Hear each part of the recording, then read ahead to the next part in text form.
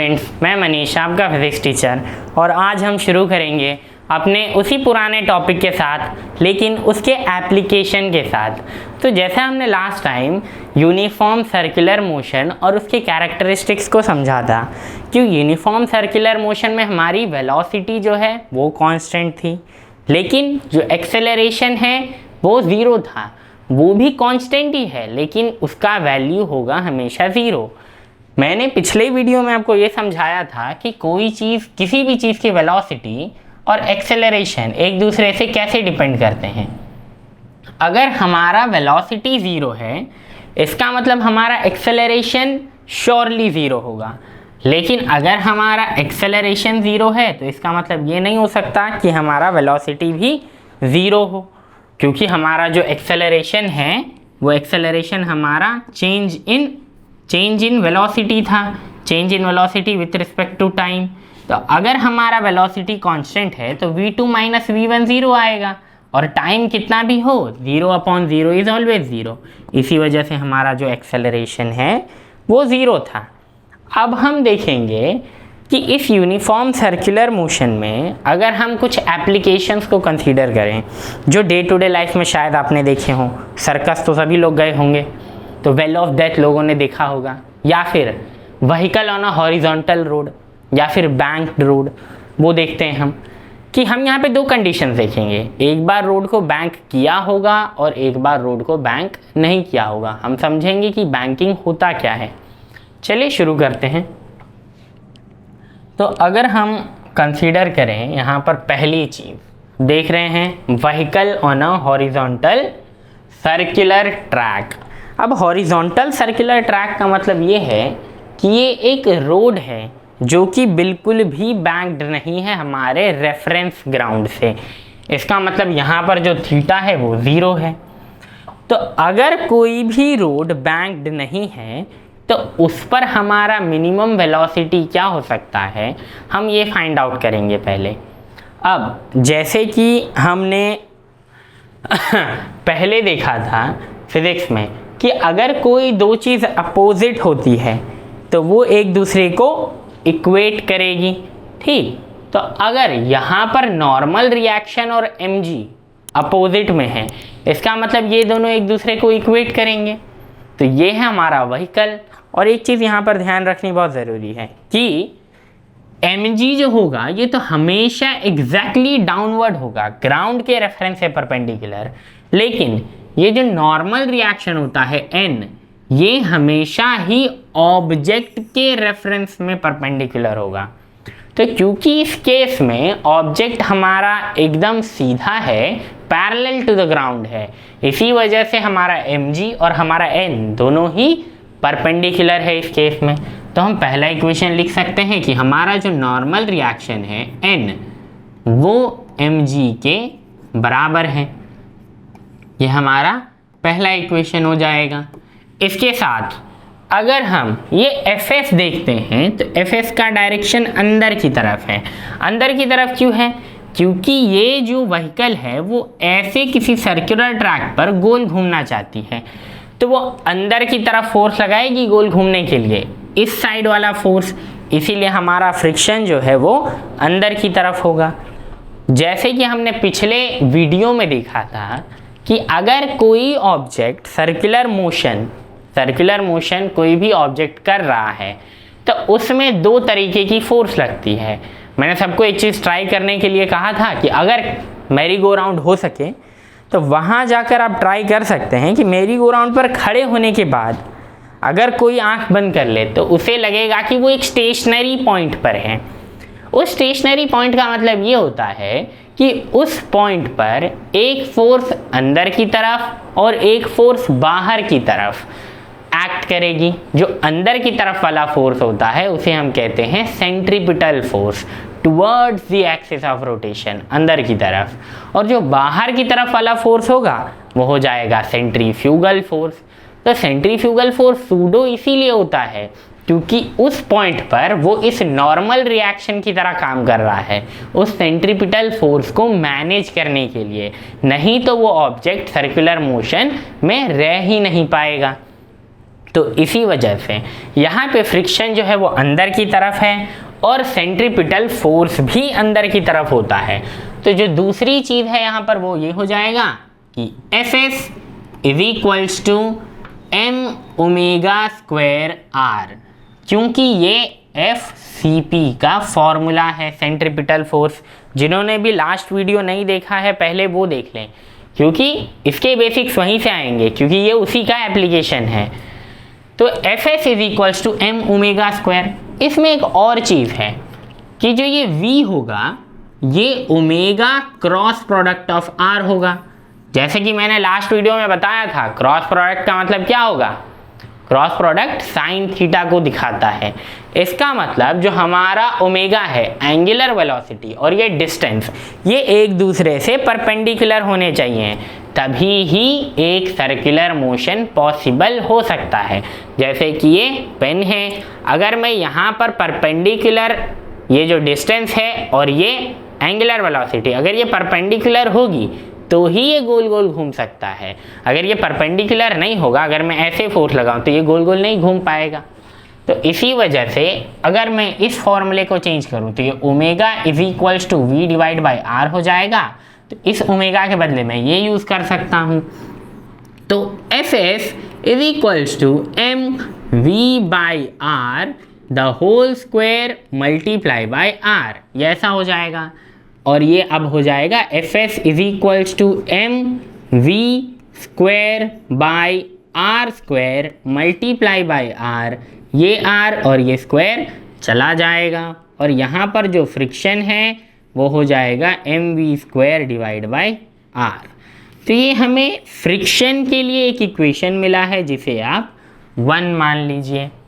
अगर मैं इस इक्वेशन और इस इक्वेशन को डिवाइड करूं, क्योंकि मुझे तो वेलोसिटी चाहिए, तो वेलोसिटी तो दोनों ही मैनेज करेगा तो ही हमें वेलोसिटी मिल सकती है। क्योंकि अगर वेलोसिटी ज़्यादा होगी और कोई चीज़ टर्न ले तो वो अपने ट्रैक को छोड़ के पलट सकती है। इसी वजह से अगर मैं इस इक्वेशन और इस इक्वेशन को डिवाइड करूं, अब लिख लीजिए कि डिवाइडिंग 1 एंड 2, तो ये हो जाएगा F S divide by N is equals to M V square by R divide by M G. अब ये एम जी ऊपर जाके मल्टीप्लाई होगा तो हम इसे कहेंगे M V square by R multiply by M G, और ये एम और एम चला जाएगा। तो हम यहाँ पर क्या देख सकते हैं कि जो ये एफ एस है, ये एफ एस बाई एन हमें मिला है V square by R G. अब एक चीज़ और हो सकती है कि अगर मैं सिर्फ इस फ्रिक्शन के लिए फॉर्मूला निकालूं तो वो हो जाएगा V square divide by R G multiply by N. एक चीज़ और होती है इसमें कि अगर कोई चीज़ एक स्ट्रेट लाइन पर चल रही है तो वहाँ पर हम फ्रिक्शन कैसे देखेंगे? फ्रिक्शन का मतलब क्या होता है कि अगर कोई भी रफ सरफेस होगा तो वहाँ से ऑब्जेक्ट को खींचना मुश्किल होता है, क्योंकि कोएफिशिएंट ऑफ फ्रिक्शन बढ़ेगा। और अगर कोई सरफेस स्मूथ है तो वहाँ से किसी ऑब्जेक्ट को खींचना आसान हो जाएगा, क्योंकि कोएफिशिएंट ऑफ फ्रिक्शन कम होगा वहाँ पर। तो फ्रिक्शन के लिए फॉर्मूला होता है कि जो ये एफ एस है is smaller than equal to mu S N, ये चीज़ हो जाती है। तो अगर मैं इस एफ एस के बदले यहाँ पर म्यू एस एन को कंसीडर करूँ तो ये क्या हो जाएगा? अगर मैं यहाँ पे एफ एस मिनिमम कंसीडर करता हूँ तो मिनिमम होगा तो ये इक्वेट हो जाएगा म्यू एस एन के बदले।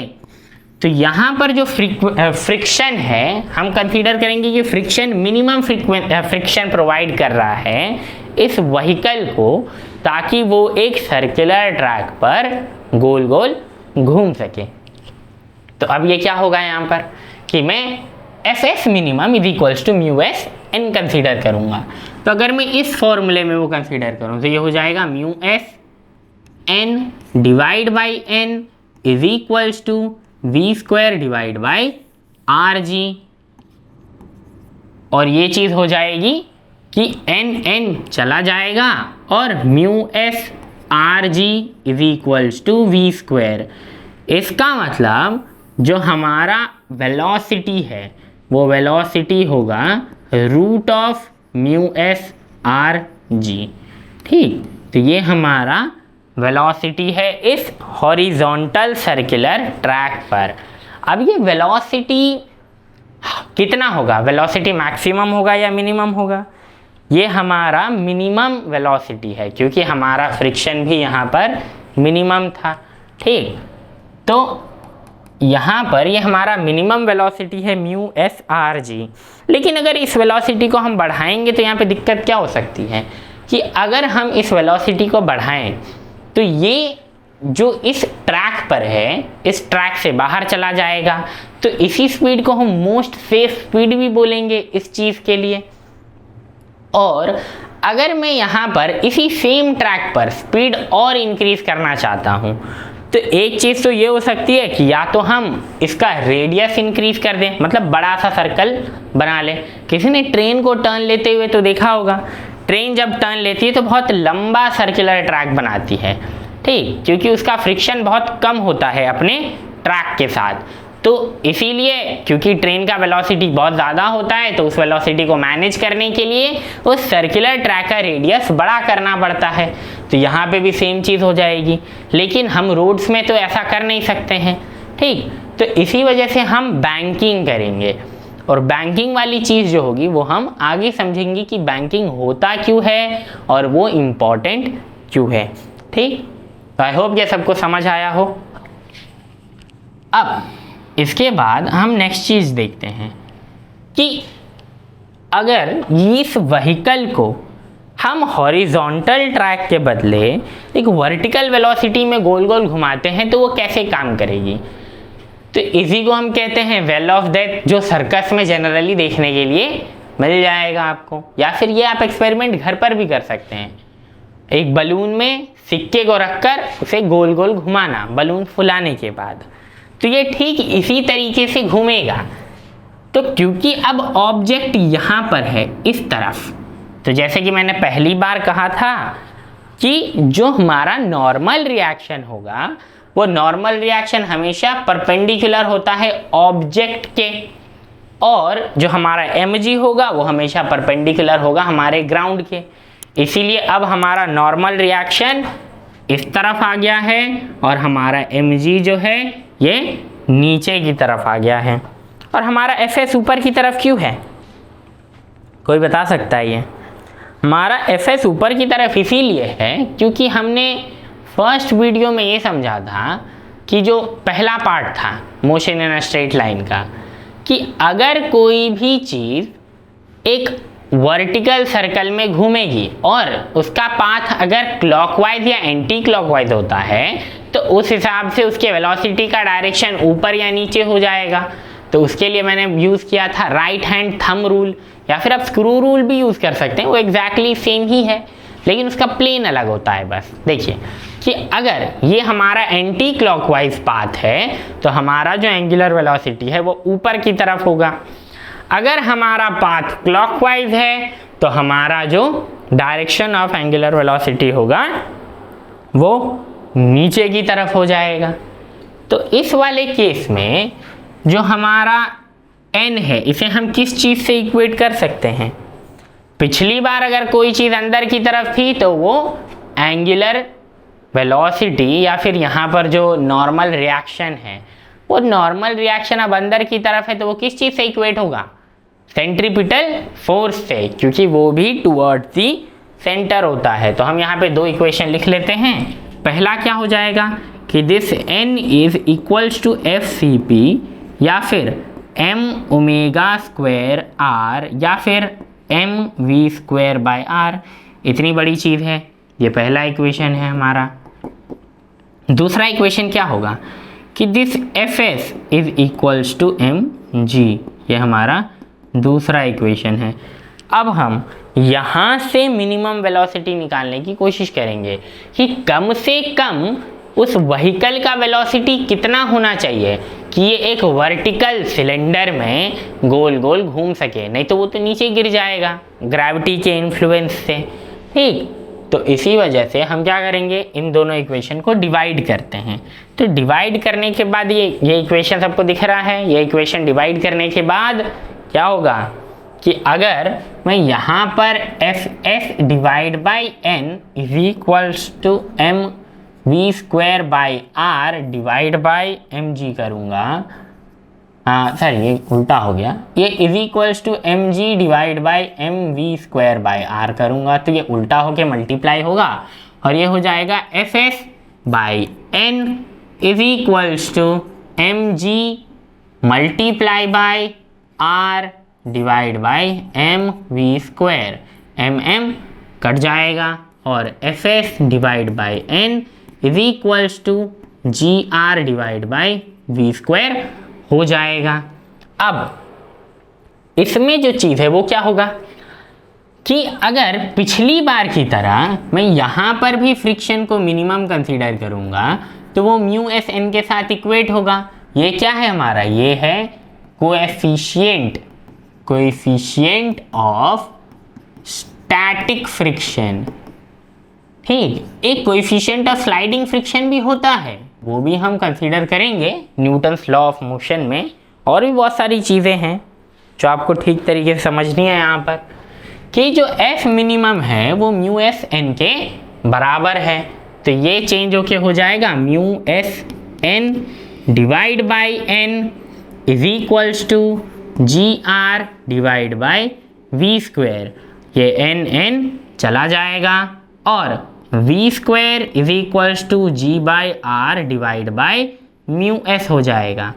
और यहाँ पर जो वी मिनिमम होने वाला है ये हो जाएगा root of R G divide by mu S. देखिए पिछले बार की एप्लीकेशन की तरह ये जो चीज़ है ये एग्जैक्टली अब उल्टा हो गया है। पिछली बार हमने देखा था कि हमारा वेलोसिटी बढ़ाने के लिए अगर हम इस म्यू एस को बढ़ाते हैं तो वेलोसिटी बढ़ जाती है, क्योंकि उसके लिए फॉर्मूला था v minimum is equals to root of mu S R G. ये हमारा हॉरिजॉन्टल रोड के लिए फॉर्मूला है। ठीक, हॉरिजॉन्टल ट्रैक वाले के लिए जो हमने अभी देखा था। और जो ये चीज़ है ये अभी हमारा वर्टिकल सिलेंडर के लिए आया है या फिर वेल ऑफ डेथ के लिए। तो यहाँ पे म्यू एस जो है वो न्यूमरेटर में मल्टीप्लाई हो रहा है। इसका मतलब यहाँ पर इस कोएफिशिएंट ऑफ स्टैटिक फ्रिक्शन का वैल्यू बढ़ेगा। इसका मतलब क्या होगा, जेई में से सवाल आते हैं, इसका कोएफिशिएंट ऑफ स्टैटिक फ्रिक्शन बढ़ रहा है, इसका मतलब सरफेस रफ हो रहा है। जिस सरफेस पर व्हीकल चलने वाला है वो जो सरफेस है वो अब रफ हो गया है। तो ये अब एक रफ सरफेस है, तो रफ सरफेस पर हमारा वेलोसिटी बढ़ेगा। लेकिन यहाँ पर अगर हमारा कोएफिशिएंट ऑफ म्यू एस बढ़ता है तो ये v मिनिमम जो है वो हमारा कम होता जाएगा। ठीक, तो यहाँ पर एग्जैक्टली उल्टा है। इसका मतलब स्मूथ सरफेस पर हमें वेलोसिटी को इंक्रीज करना पड़ेगा वेल ऑफ डेथ के लिए। जब हमारा स्मूथ सरफेस होगा तो हमारे मिनिमम वेलोसिटी का वैल्यू बढ़ जाएगा, और रफ सरफेस होगा तो हमारे मिनिमम वेलोसिटी का वैल्यू कम हो जाएगा। और इसका उल्टा था हॉरिजॉन्टल ट्रैक में कि अगर स्मूथ सरफेस होगा तो हमारे v मिनिमम का वैल्यू कम हो जाएगा, और हमारा जो अगर रफ सरफेस होगा तो रफ सरफेस में हमारे v मिनिमम का वैल्यू बढ़ जाएगा। तो एग्जैक्टली उल्टा है ये दोनों कंडीशंस। तो ये कंडीशंस याद रखने हैं। ये डायरेक्टली अगर ऐसी चीज़ें आती हैं एग्ज़ाम में तो डायरेक्टली थ्योरी यहीं से आ सकता है इन सारी चीज़ों से। ठीक, तो क्वेश्चन ये चीज़ जो है काफ़ी इंटरेस्टिंग है और इस पर बहुत सारे न्यूमेरिकल के क्वेश्चन भी बनते हैं। कुछ हम देखेंगे अभी और कुछ जेई से रिलेटेड भी देखेंगे। देखिए अब हम बैंकिंग ऑफ रोड को समझते हैं। जब हमने एक ट्रैक को लिया था horizontal track, v minimum is equals to mu S R G. अगर मैं इसमें थोड़ा सा बदलाव करूँगा अब, क्योंकि यहाँ पर तो इतनी देर सिर्फ हम static friction, radius of that circular track और gravity, acceleration due to gravity, इसको हम देखे जा रहे थे। अब अगर हमने एंगल बदला है तो उस एंगल से क्या फर्क पड़ेगा, हम ये देखेंगे।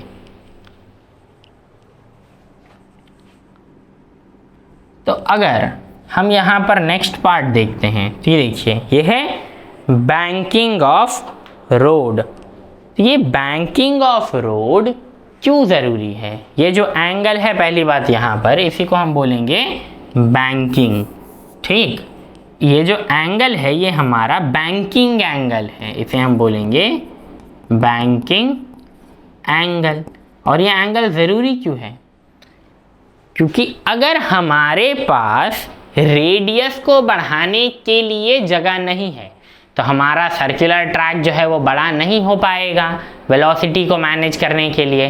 तो अगर कम दूरी में किसी चीज़ को गोल घुमाना हो, ठीक, क्योंकि अगर वो टर्न लेना चाहता है और दूरी बहुत ज़्यादा नहीं है तो हम वहाँ पे बैंकिंग करेंगे।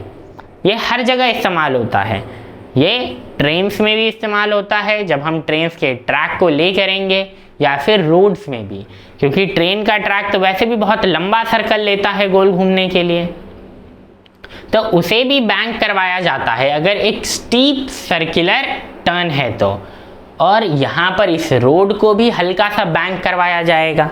ये बैंक इसीलिए होता है ताकि हमारा जो फ्रिक्शन है वो इस तरफ बना रहे, क्योंकि अगर ये फ्रिक्शन इस तरफ नहीं बना रहेगा तो ये जो व्हीकल है ये रोड छोड़ के बाहर आ जाएगा। इसका मतलब ये है कि यहाँ पे जो फ्रिक्शन है, यहाँ पे बैंकिंग ऑफ रोड है, ये मिनिमम सेंट्रीपिटल फोर्स प्रोवाइड करने के लिए ज़रूरी होता है इस सर्कुलर ट्रैक पर। क्यों ज़रूरी होता है? फॉर प्रोवाइडिंग मिनिमम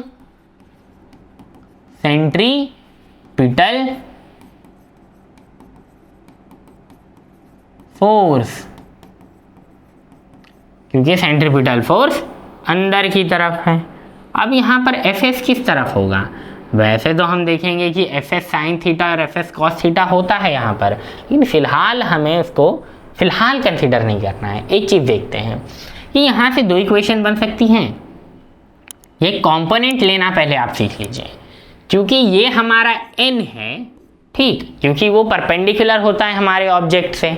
तो यहाँ पर परपेंडिकुलर ऑब्जेक्ट से है तो ये हमारा n है, और ये हमारा cos थीटा इसीलिए होगा क्योंकि ये हमारे राइट साइड में है और ये साइन थीटा हमारा लेफ्ट साइड में है।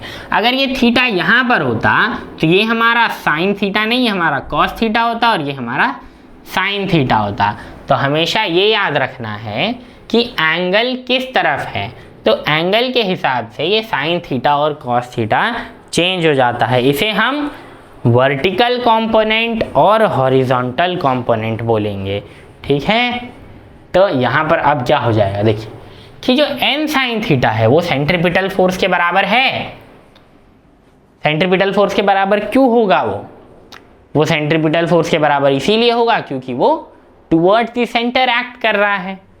इसका मतलब ये है कि जो हमारा n साइन थीटा है वो m sine theta F C P के बराबर होगा, और वो होता है m ओमेगा स्क्वायर r, और वो होता है m v square by r। तो ये हमारा पहला इक्वेशन है, पहला कंडीशन। दूसरी चीज़ क्या होगी यहाँ पर? अब देख सकते हैं कि यहाँ पे जो mg है ये n cos थीटा के बराबर है, क्योंकि दोनों ही अपोजिट हैं एक दूसरे से, ठीक है। तो यहाँ पर ये क्या हो जाएगा कि n cos theta is equals to mg, ये हमारी दूसरी चीज़ हो जाएगी। अब इन दोनों को हम क्या कर सकते हैं? डिवाइड करके एक चीज़ निकाल सकते हैं। दोनों को डिवाइड करते हैं। पहले क्या होगा कि अगर मैं n साइन थीटा और n cos थीटा को डिवाइड करूं और ये हो जाए m v square by r divide by mg, तो ये क्या होगा? n कट जाएगा। Sine theta by cos theta क्या होता है? ट्रिग्नोमेट्री पढ़ी है सबने। Sine theta by cos theta होगा tan थीटा, तो tan theta is equals to mv² by r divide by mg बोला है, तो mv² डिवाइड बाय r और mg उल्टा होके ऊपर मल्टीप्लाई होगा, तो multiply by 1 divide by mg, ये m कट जाएगा। Therefore tan theta is equals to v² by rg। इसका मतलब कि ये बैंकिंग एंगल कितना है वो हम कैसे निकाल सकते हैं, इस फॉर्मूला से।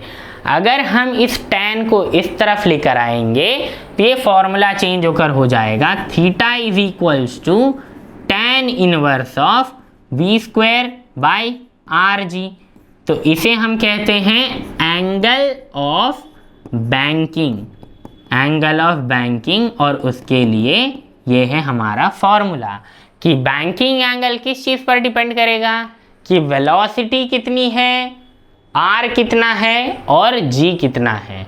ठीक, तो g तो हमारे लिए हमेशा कांस्टेंट होगा, ये r भी हमेशा कांस्टेंट होगा। तो वहाँ पर वेलोसिटी तो चेंज हो सकती है, क्योंकि कोई गाड़ी तेज़ी से चलाएगा, कोई धीरे से चलाएगा। तो इस वजह से यहाँ पे गाड़ी धीरे से चलाने वाले को कोई दिक्कत नहीं आएगी, लेकिन अगर इस सर्कुलर ट्रैक पर कोई गाड़ी हाई स्पीड में चलाता है तो बिल्कुल ही एक्सीडेंट होने के चांसेस होते हैं। इसीलिए रोड्स पर हमेशा ही स्पीड लिमिट लगा होता है इस सर्कुलर ट्रैक के पहले। ठीक, तो ये एंगल ऑफ बैंकिंग हम इस तरीके से ढूंढ सकते हैं। अब इसी चीज़ को यूज़ करके हम मोस्ट सेफ स्पीड भी ढूंढ पाएंगे। अगर सेफ स्पीड हम मान लेते हैं कि ये जो Vs है, ये जो V है ये हमारा Vs है, और ये Vs क्या होगा, ये हमारा जो Vs होगा, सिंस Vs जो है हमारा वो सेफ स्पीड है। अगर हमारा ये Vs सेफ स्पीड है तो उसी फॉर्मूला को यूज़ करके अगर मैं बनाऊंगा तो ये क्या हो जाएगा, theta is equals to tan inverse Vs² by rg हमारा फॉर्मूला था। tan को फिर इस तरफ ले लेते हैं तो ये tan थीटा और ये rg मल्टीप्लाई हो जाएगा इज इक्वल्स टू Vs²। तो मोस्ट सेफ स्पीड के लिए फॉर्मूला हो जाएगा Vs is equals to root of rg tan theta. ठीक, तो मोस्ट सेफ स्पीड और बैंकिंग एंगल या फिर एंगल ऑफ बैंकिंग दोनों ही एक दूसरे पर डिपेंड करेंगे, क्योंकि मोस्ट सेफ स्पीड के हिसाब से ही हम थीटा निकाल सकते हैं, और अगर ये थीटा हमारे पास होगा तो हम मोस्ट सेफ स्पीड निकाल सकते हैं। तो इसका मतलब अगर बैंकिंग एंगल को धीरे धीरे बढ़ाया जाएगा तो हमारा जो सेफ स्पीड है वो बढ़ेगा या कम होगा। सोचिए इस बारे में कि tan थीटा जो होता है वो किसके बीच में ऑसिलेट करेगा, वो 0 से लेके 90 के बीच में ऑसिलेट तो करता है, लेकिन 90 पर वो इन्फिनिटी पर चला जाता है। इसका मतलब इसका ग्राफ कुछ ऐसा बनता है tan का। ठीक है, ये हमारा 90 है, ऐसा बनेगा। इसका मतलब वो धीरे धीरे बढ़ रहा है। तो जब ये एंगल 90 के तरफ जाएगा तो बढ़ेगा, और सबसे अच्छा होगा वो 45 पर, क्योंकि एग्जैक्टली 1 आता है उस वक्त। ठीक है, तो बहुत ज़्यादा स्टीप बैंकिंग तो हम नहीं बना सकते हैं, क्योंकि उससे फ्रिक्शन कम हो जाएगा और वेलोसिटी बहुत ज़्यादा बढ़ानी पड़ेगी। ठीक है, तो इसीलिए हम रेकमेंड करते हैं जनरली कि 45 डिग्री के नीचे ही हो ये बैंकिंग एंगल। ठीक, तो हमारे पास क्या चीज़ें हैं अभी, ये मोस्ट सेफ स्पीड है हमारे पास और बैंकिंग एंगल है। अब हमें ये पता है कि सेफ स्पीड और बैंकिंग एंगल क्या होता है।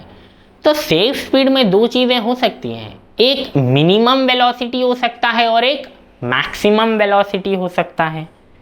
मिनिमम और मैक्सिमम वेलोसिटी कैसे आएगा, ये देखिए, ये जो v1 मिनिमम है या मिनिमम, ये हमारा मिनिमम वेलोसिटी है और ये हमारा मैक्सिमम वेलोसिटी है। इसका मतलब ये है कि अगर हमारा Vs suppose 30 kilometre per hour आता है, तो इसका मतलब ये नहीं हुआ कि 30 किलोमीटर से अगर थोड़ा भी नीचे हो, जैसे 29 हो तो कुछ दिक्कत हो सकती है, या 31 हो तो कुछ दिक्कत हो सकती है। इसीलिए एक अपर स्पीड लिमिट और एक लोअर स्पीड लिमिट दोनों होगा सेफ स्पीड के ऊपर। तो अपर के लिए Vmax और लोअर के लिए V मिनिमम। लेकिन जब हम मार्जिन निकालने की बात करते हैं तो लो में जो मिनिमम होता है उसमें मार्जिन ऊपर से लगाया जाता है, सपोज 10% का या 20% का मार्जिन है तो मिनिमम हो जाएगा, मिनिमम का 120% अगर 20 का मार्जिन है तो, लेकिन मैक्सिमम हो जाएगा 80% खुद का, क्योंकि 20% वहाँ से कम हो जाएगा। तो बस ये याद रखना है, ऐसे क्वेश्चंस आते हैं क्योंकि एग्जाम में। ठीक, तो ये कहाँ से आया? ये यहाँ से आता है क्योंकि अगर हम यहाँ पर फ्रिक्शंस कंसीडर करें तो इसका फ्रिक्शन इस तरफ है, ठीक, यहाँ पर दो चीज़ें कंपोनेंट बन जाएंगी, एक हो जाएगा f sin थीटा और यहाँ पर हो जाएगा f cos थीटा। इसको अगर हम कंसीडर करेंगे तो ये फॉर्मूला आएगा। ये फॉर्मूला डेरिवेशन के पर्सपेक्टिव से इंपॉर्टेंट नहीं है आपके एग्जाम के लिए, इसका डेरिवेशन कहीं पर भी नहीं दिया हुआ है, ठीक, लेकिन ये फॉर्मूला न्यूमेरिकल के लिए बहुत इंपॉर्टेंट है। तो ये फॉर्मूला याद रखना है आपको कि minimum is R G tan theta minus mu S और 1 plus mu S tan theta आएगा, यहाँ पर गलती से म्यू लिख दिया गया है, ठीक, थीटा, और ये हो जाएगा R G tan theta plus mu S. तो अब देख रहे हैं बस फर्क क्या है कि यहाँ पर जो माइनस है यहाँ पर प्लस हो जाएगा। मतलब मैक्सिमम के लिए हम स्टैटिक फ्रिक्शन को एडिशन में यूज करेंगे और मिनिमम के लिए स्टैटिक फ्रिक्शन को माइनस सब्ट्रैक्शन में यूज करेंगे। ठीक, बहुत ही इंटरेस्टिंग टॉपिक है ये, इसमें बहुत सारे सवाल बनेंगे। यहाँ पे एप्लीकेशन का पार्ट और भी कुछ होगा, जैसे कोनिकल पेंडुलम होगा, स्पीयर ऑफ डेथ होगा, रोलिंग मोशन, काफ़ी कुछ है, वो भी हम देखेंगे। इसके कुछ न्यूमेरिकल्स देखते हैं हम, ताकि आपको ठीक तरीके से क्लियर हो जाए कि हम कर क्या रहे हैं एग्जैक्टली। ठीक है, तो ये डेरिवेशन लिख लें। अब यहाँ पर अगर मैं इस न्यूमेरिकल को देखूँ, अब न्यूमेरिकल देखिए, हमारे पास न्यूमेरिकल है कुछ, कि न्यूमेरिकल क्या दिया है कि एक रेस ट्रैक है जिसका रेडियस ऑफ कर्वेचर 9.9 मीटर का है। इसका मतलब जो हमारा आर था, रेडियस, उस सर्कल का रेडियस, जो वो ट्रैक है वो हमारा आर है अब, जो कि 9.9 मीटर का है। वैसे ही जो ये बैंकिंग एंगल यहाँ पर दिया है, तो एंगल दिया है, ये देखिए कि ये थीटा जो है हमारा वो tan इनवर्स ऑफ 0.5 दिया है। यहाँ पे सबसे इंपॉर्टेंट चीज़ ये होगी कि अगर मैं tan थीटा को इस तरफ ले आऊँ तो ये हो जाएगा हाफ। अब tan थीटा हाफ कब होता है? tan थीटा हाफ कब होगा? अगर मैं साइन के लिए लिखूँ तो 0 हाफ 1/√2 √3/2 और 1 हो जाएगा, और कॉस के लिए 1 √3/2 1/√2 हाफ और 0 हो जाएगा। अगर मैं हाफ कंसीडर करूँगा तो tan थीटा हाफ एग्जैक्टली नहीं आता है कभी, क्योंकि ये 0 डिवाइड बाई 1 0 हो जाएगा, ये 1/√3 हो जाएगा, ये 1 और ये √3 और ये इन्फिनिटी। तो अब देख रहे हैं, जैसे कि मैंने बताया था कि जैसे जैसे हम tan को 90 के तरफ लेकर जाएंगे, हमारे उस मोस्ट सेफ स्पीड का वैल्यू बढ़ता चला जाएगा। लेकिन ये यहाँ पर हाफ एग्जैक्टली कहीं नहीं आ रहा है, तो इन दोनों के बीच में हाफ आएगा, लगभग 50 डिग्री के आसपास, सॉरी 50 डिग्री कह रहा हूँ मैं, सपोज 33 के आसपास। तो अब नेचुरल साइंस यूज़ कर सकते हैं इसको निकालने के लिए लॉग टेबल से, कि जो यहाँ पे अब थीटा का वैल्यू होगा वो अप्रॉक्सीमेटली 30 डिग्री के आसपास होगा। ठीक, क्योंकि 30 डिग्री 1/√3 होता है, ये लगभग उसी के आसपास आएगा, हाफ के आसपास। ठीक, अब यहाँ पे और क्या दिया है कि कोएफिशिएंट ऑफ स्टैटिक फ्रिक्शन है टायर्स के बीच में, जो कि म्यू एस है, वो दिया है 0.2 और determine the speed limit with 10% margin. देखिए ये सेम चीज़ है जो मैं अभी बता रहा था कि मार्जिन दिया गया है, इसका मतलब मिनिमम स्पीड 10 है तो इसका 110% हो जाएगा, और मैक्सिमम के लिए वो लगभग कितना होगा? मैक्सिमम के लिए वो लगभग हो जाएगा 90%, क्योंकि 10% कम। तो हमने जो पीछे चीज़ें देखी थी वो क्या थी कि अगर मैं यहाँ पर कंसीडर करूँ कि इसे अगर मैं पिछले स्लाइड पर लेकर चलूँ, ठीक, तो यहाँ पर क्या दिया है कि मिनिमम वेलोसिटी यहाँ पर are G tan theta minus mu S divide by 1 plus mu S tan theta के बराबर है। और वहाँ पर क्या दिया था चीज़ें कि वहाँ पर हमारे पास सब वैल्यूज़ हैं, टेन थीटा का वैल्यू है, म्यू एस का वैल्यू है, आर का वैल्यू है और जी का वैल्यू है। तो हम ये यूज़ करके वैल्यूज़ निकाल सकते हैं वहाँ पर। देखिए तो वही हम निकालते हैं अब कि यहाँ पर क्या हो जाएगा कि यहाँ पर वैल्यूज़ हो जाएंगी वी मिनिमम के लिए कि ये root of R G tan theta minus mu S divide by 1 plus mu S tan theta के बराबर है ये वी मिनिमम। लेकिन क्योंकि 10% का मार्जिन बोला है यहाँ पर, तो 10% का मार्जिन का मतलब मल्टीप्लाई बाय 1.1 या फिर 110 डिवाइड बाय 100 से भी मल्टीप्लाई कर सकते हैं आप। ये हो जाएगा 110 डिवाइड बाय 100। तो ये क्या हो जाएगा मिनिमम के लिए, हमारा आर का वैल्यू क्या है, हमारे आर का वैल्यू है 9.9। तो रूट ऑफ 9.9 मल्टीप्लाई बाई 9.8, वैसे ये 10 लेना है तो 10। टेन थीटा हमारा कितना है, टेन थीटा हमारा 0.5 है, म्यू एस हमारा 0.2 है और ये 1 प्लस 0.2 मल्टीप्लाई बाई 0.5 हो जाएगा और मल्टीप्लाई 1 0 और ये हो जाएगा 100। और इसी के हिसाब से ये हो जाएगा 99 और ये 0.3 divide by 1 plus 0.2 multiply by 5 क्या होगा, 5 2 10, ये हो जाएगा 0.1 के बराबर। ठीक है, तो 0.1 और ये हो जाएगा रूट ऑफ 99 0.3 डिवाइड बाई 1.1। अगर मैं 3 को 11 से डिवाइड करूं तो लगभग 0.33 ही आएगा। तो यहाँ पर हम कंसीडर करते हैं कि ये 11 है सपोज, तो मैं यहाँ पे क्या करूँगा डिवाइड बाई 100, ये हो जाएगा कि root of 99 multiply by 3 divide by 11, 1 ज़ा 9 ज़ा 9 3 ज़ा 27। मतलब रूट ऑफ वी मिनिमम हमारा आ रहा है root of 27 multiply by 110 divide by 100। 27 का रूट कितना आएगा, हमारा 4 का रूट 16 होता है, 5 का 25 होता है। तो v मिनिमम हमारा अप्रॉक्सीमेटली 25 के बराबर है, सॉरी 25 कह रहा हूँ मैं, v मिनिमम हमारा हाँ 4 4 दा 16, 5 5 दा 25, कुछ 5 के बराबर है। तो यहाँ पर हमें जो चीज़ें दी हैं वो मीटर पर सेकेंड में हैं, तो 5 मीटर पर second multiply by 110 divide by 100, तो ये अप्रॉक्सीमेटली हो जाएगा 5.05 मीटर्स पर सेकेंड के आसपास। वैसे ही अगर हम वी मैक्स निकालते हैं तो हम ये फॉर्मूला यूज़ करेंगे, are G tan theta plus mu S divide by tan theta plus mu S divide by 1 minus mu S tan theta. ठीक, ये फॉर्मूला यूज़ करेंगे और बाद में हम इसे मल्टीप्लाई करेंगे 90 डिवाइड बाई 100 से, क्योंकि 10% मार्जिन चाहिए हमें यहाँ पर। तो क्वेश्चन बहुत आसान सा सवाल, ऐसे ही सवाल आप एक्सपेक्ट कर सकते हैं किसी भी कॉम्पिटिटिव एग्जामिनेशन में।